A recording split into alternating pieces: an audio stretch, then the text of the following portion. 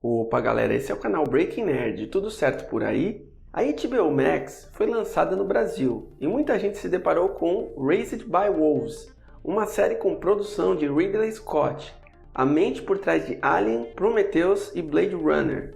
Neste vídeo tem um resumo e uma explicação daquele final bizarro da primeira temporada. Então já se inscreva no canal se você curte ficção científica e bora lá! Qual é o pano de fundo de Raised by Wolves? No futuro, o mundo é dominado por um grupo religioso, os Mitraicos.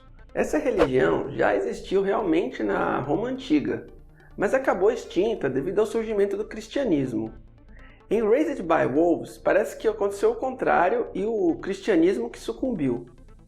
Neste mundo, ocorreu uma guerra entre os Mitraicos e outro grupo chamado de ateus. Os Mitraicos tinham tecnologia avançada e usavam necromancers, androides que voavam e utilizavam poderes para exterminar os inimigos. Devido à destruição por causa da guerra, a Terra não podia mais ser habitada, e os Mitraicos criam um tipo de arca para poder colonizar outro planeta, o Kepler-22b, e para lá eles enviam 1000 colonos. No começo do primeiro episódio, uma nave chega ao planeta Kepler-22b. O planeta é habitável como a Terra. Inclusive, esse é um planeta real, confirmado como um planeta habitável pela NASA. Na nave estão 2 androides conhecidos como Mãe e Pai. Os 2 androides se instalam no planeta e a mãe gera 6 crianças com a ajuda de seus fluidos. Daí vem o nome da série, Criados por Lobos, numa alusão à lenda de Rômulo e Remo, ou seja, seres não humanos criando humanos. Uma outra referência é o uniforme dos androides, que faz eles parecerem nus, igual a Adão e Eva. Anos se passam e as crianças vão crescendo, e eles vão vivendo como uma família. Aí os androides acham ossos de criaturas gigantes. Mais tarde vamos entender melhor do que se trata isso. Uma das coisas que logo percebemos que o planeta tem são buracos bem fundos também. E uma das crianças, a Telly, acaba caindo em um desses buracos. Os anos se passam e 4 crianças morrem doentes, sobrando só o mais jovem deles, o Campion. Vemos que a mãe passa ensinamentos ateus para as crianças, ou seja, já sabemos de que lado ela está. Mais tarde, vamos entender a origem desses androides. Os 2 androides entram em conflito com a chegada da Arca Mitraica ao planeta. O pai acaba enviando um sinal para a nave e um grupo chega até eles. Esse grupo tenta levar Campion e a comida deles. E a mãe revela seus verdadeiros poderes de necromancer. Ela mata todos do grupo com exceção de um, Marcus. E em seguida vai até a Arca dos Mitraicos, aniquila todo mundo e derruba a nave. Ela salva apenas algumas crianças para criar junto com Campion: Tempest, Hunter, Vita, Holly e Paul. Num primeiro momento, essas novas crianças não gostam dos androides, mas com o passar da série, o passar do tempo, eles passam a gostar da família. Uma das crianças, Tempest, já não gostava dos Mitraicos, pois foi abusada por um deles quando estava em hibernação e acabou ficando grávida. Voltamos um pouco no tempo para entender a história de Marcus. Marcus, na verdade, era Caleb. Ele e sua esposa Mary eram ateus durante a Guerra Santa que ocorreu na Terra em 2145. Eles encontraram um androide médico e o utilizaram para fazer uma cirurgia plástica de troca de rosto. Aí então ele assume a identidade dos 2 oficiais, Marcus e Sue, após matá-los. E esses 2 tinham o passe para acessar a arca que iria ao planeta Kepler-22b. Era a única forma que eles encontraram para se salvar. Na arca eles conhecem o filho do casal, Paul, e se afeiçoam a ele durante a viagem para o novo planeta. Passam a tratá-lo como um filho verdadeiro, uma vez que mais tarde descobrimos que Mary não podia engravidar. Eles viajaram por 13 anos hibernando até o novo planeta, porém suas mentes eram capazes de interagir através de um sistema, como se estivessem acordados. De volta aos tempos atuais, os androides são atacados por uma espécie de animais que em 12 anos de estadia no planeta nunca o tinham encontrado. O androide pai descobre que os carboidratos plantados tinham algum tipo de radiação, e eles que estavam matando as crianças doentes. Então eles passam a se alimentar dos animais. Mesmo com a queda da arca, alguns Mitraicos sobrevivem. Marcus se reúne com Sue e a principal meta deles era recuperar o filho deles, Paul, que estava em posse da mãe. Porém, não é a vontade do líder deles, Ambrose, que prefere prosseguir explorando o planeta. Os Mitraicos encontram uma estrutura gigante que acreditam ter ligação com o Deus Sol, pois ela é quente por dentro. Como parece que isso estava escrito em suas profecias, consideram o lugar um novo templo.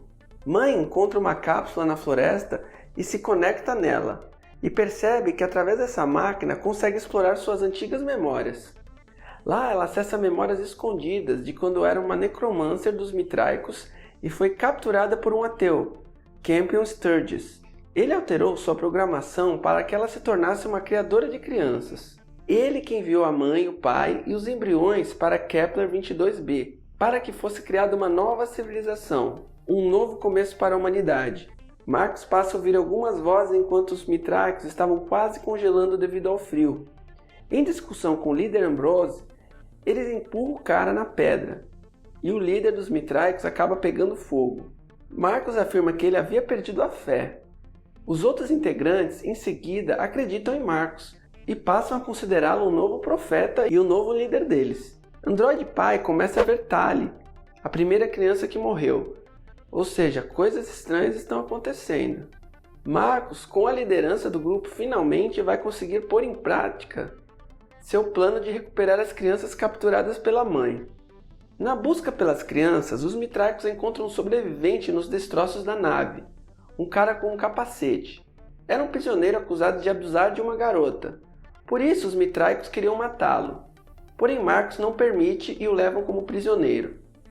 Marcos descobre que a mãe havia tirado os localizadores das crianças e descobre também a localização de onde eles estavam. Observando a movimentação da mãe, Marcos descobre que ela utilizava aquela cápsula e bola um plano para pegá-la enquanto ela estava utilizando, uma vez que ela fica indefesa. Alguns desenhos estranhos começam a aparecer no alojamento de mãe e pai. Mãe vai até aquela cápsula novamente e encontra Campion, mas dessa vez não parece ser uma memória. Rola um encontro entre eles. Marcos aproveita desse momento para atacá-la e atacar a colônia. Com a ajuda de Paul, ele consegue capturar os dois androides. Ele rouba os olhos da Necromancer e sem eles ela fica indefesa. Marcos reprograma o pai para servi-los e deixa a mãe presa sem saber o que fazer com ela, já que a voz impediu que ele a matasse. Mãe revela que já sabia que ele era um ateu infiltrado entre os Mitraicos. Campion também começa a ouvir a voz de Tali.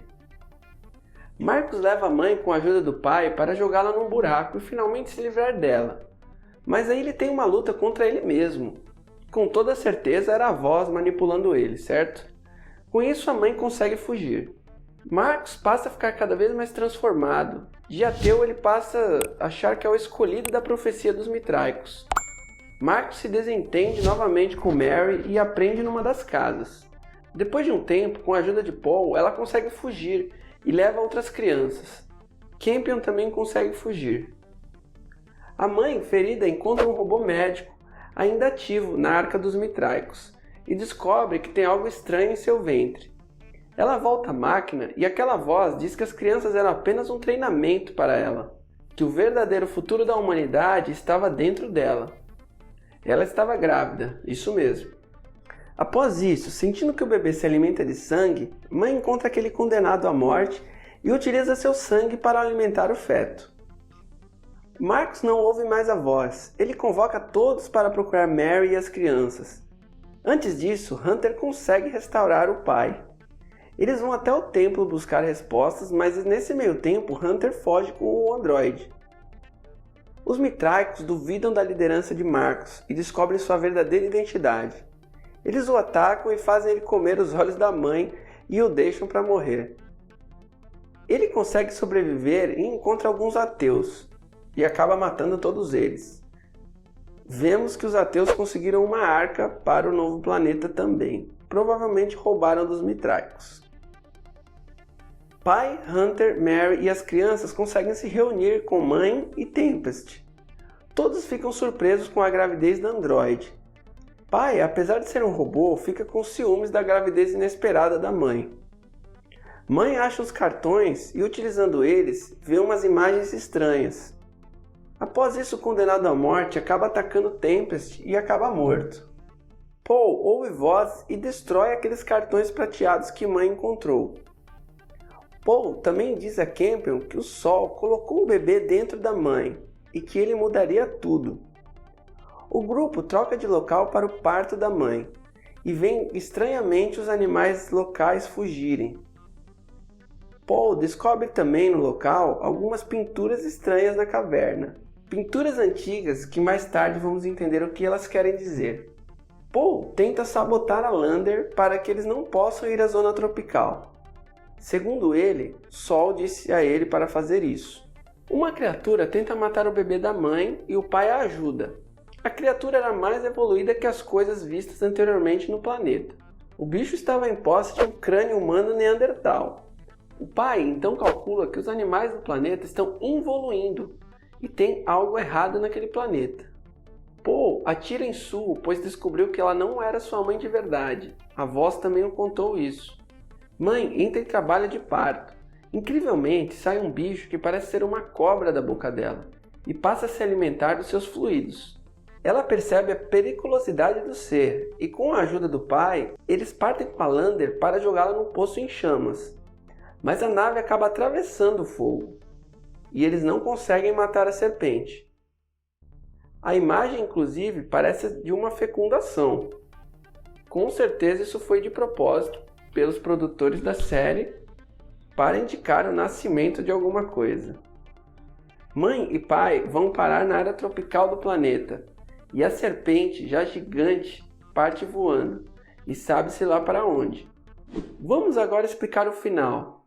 Claramente temos uma entidade nesse planeta Kepler 22b. Ela faz Marcos, Paul e mãe ouvirem vozes, faz Telly aparecer e devolve também o rato de Paul. Ela manipula todo mundo para chegar a algum objetivo.